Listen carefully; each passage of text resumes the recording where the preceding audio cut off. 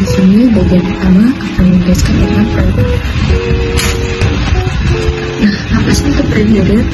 Predator adalah semua air yang berada di daratan seperti air permukaan, air rawa, air tanah, dan air tawar yang selalu dimanfaatkan oleh manusia untuk kebutuhan sehari-hari. Air yang paling banyak untuk kebutuhan manusia adalah berupa cair. Nah, selanjutnya adalah sungai. Sungai adalah aliran air tawar yang mengalir secara alami dari sumber menuju muara.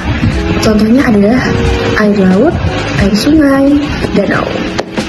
Nah, bagian hulu sungai memiliki ciri-ciri yang banyak. Yang pertama, arus deras. Yang kedua, limbah curam berbentuk V. Yang ketiga, banyak bebatuan. Yang keempat, terjadi erosi di dasar sungai. Yang kelima, dan belum terjadi pengendapan. Saya Candika Ramadhani Hadiata, absen 16. Poin B, bagian tengah sungai. Pada bagian tengah sungai, arus air sudah tidak terlalu deras seperti di hulu. Pada bagian ini, proses erosi mulai bergeser ke arah samping atau disebut juga erosi horizontal. Aliran sungai juga mulai berkelok-kelok karena kecepatan air mulai berkurang. Selain itu, pada bagian tengah mulai terjadi sedimentasi atau pengendapan karena material yang terbawa air perlahan mulai mengendap. Batu-batu yang terdapat di daerah ini umumnya berukuran lebih kecil dibandingkan di hulu dan bentuknya sudah lebih membulat. Setelah itu poin C, bagian hilir sungai. Pada bagian hilir sungai, arus air cenderung lebih tenang. Di bagian ini, proses yang paling dominan adalah sedimentasi, sehingga banyak material yang mengendap. Erosi yang terjadi juga lebih banyak ke arah samping atau horizontal. Aliran sungai di hilir biasanya berkelok-kelok dan disebut sebagai meandering. Kadang-kadang terdapat minder yang terpotong, sehingga membentuk kali mati atau oxbow lake, yaitu danau terpakuda. Di bagian muara, sungai juga bisa membentuk delta akibat banyaknya endapan. Batu-batu yang ada di hilir biasanya berukuran kecil dan memiliki bentuk yang membulat. Perkenalkan, nama saya Riko Putra Prasetyo, absen 38. Nah, di sini aku mau melanjutin keterangan atau yang udah disampaikan oleh Anissa terkait sungai-sungai, yang dimana aku mau ngejelasin bahwa sungai itu dapat dibagi menjadi beberapa macam menurut kriteria tertentu, teman-teman. Nah, yang mau aku sampaikan yaitu yang pertama, sungai menurut arah alirannya. Sungai menurut arah alirannya ini dibagi menjadi beberapa macam, teman-teman. Yang pertama yaitu ada sungai konsekuen. Sungai konsekuen ini merupakan sungai yang arah arus alirannya itu mengikuti bentuk lempengnya, teman-teman. Lalu yang kedua ada sungai subsekuen. Sungai subsekuen ini merupakan anak sungai yang arah alirannya itu tegak lurus terhadap sungai konsekuen tadi, teman-teman. Lalu yang ketiga ada sungai obsekuen. Sungai obsekuen ini merupakan anak sungai dari sungai subsekuen yang arah alirannya itu berlawanan arah dengan sungai konsekuen tadi, teman-teman. Lalu yang keempat ada sungai resekuen. Sungai resekuen ini merupakan anak sungai dari sungai subsekuen tadi, namun arah alirannya itu sejajar dengan sungai konsekuen yang di awal tadi, teman-teman. Lalu yang terakhir atau yang kelima ada sungai insekuen. Sungai insekuen ini merupakan sungai yang arah alirannya itu tidak aturan, teman-teman.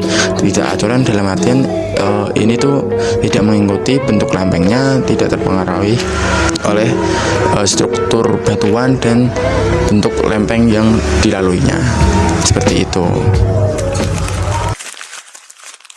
Saya Anis Milana Auna, absen 10. Selanjutnya, pembagian sungai berdasarkan jenis debit airnya. Yang pertama ada sungai permanen, yaitu sungai yang debit airnya tetap sepanjang tahun. Contohnya seperti Sungai Kapuas di Kalimantan dan Sungai Musi di Sumatera.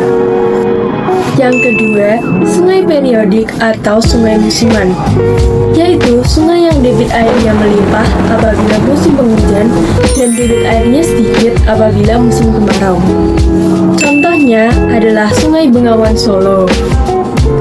Yang ketiga ada sungai episodik atau sungai intermiten, yaitu sungai yang apabila musim penghujan airnya banyak, namun apabila musim kemarau sungainya kering. Yang keempat ada sungai ephemeral, yaitu sungai yang apabila musim penghujan airnya sedikit.